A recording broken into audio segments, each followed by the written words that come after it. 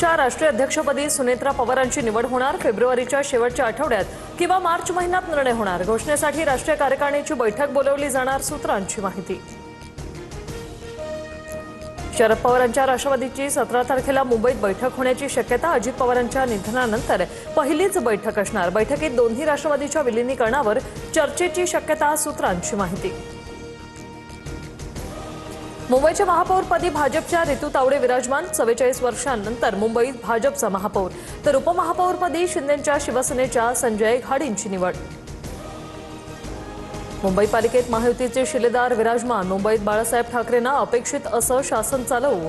मुख्यमंत्र्यांसह उपमुख्यमंत्री शिंदेंकडून महापौर उपमहापौरांचं अभिनंदन। पावसाळ्यापूर्वी सर्व रस्त्यांची डागडुजी व्हायला हवी। कामात चूक आढळल्यास अधिकाऱ्यांना जबाबदार धरून निलंबनाची कारवाई करू। ठाणे जिल्हा नियोजन समितीची बैठक, उपमुख्यमंत्री या बैठकीत एकनाथ शिंदे यांचा इशारा।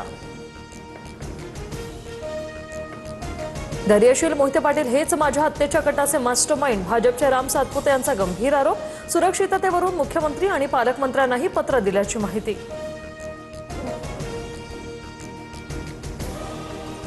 नांदेडच्या मुखेड तालुक्यात भूकंपाचे सौम्य धक्के। 3 रिश्टर स्केल भूकंप असल्याची नोंद। हिबट, कोळगाव, धामणगाव, मोटरगाव, जामखेडसह धनस गावांचा समावेश। जमिनीतून गूढ आवाज आणि हादरा बसल्याची ग्रामस्थांची माहिती।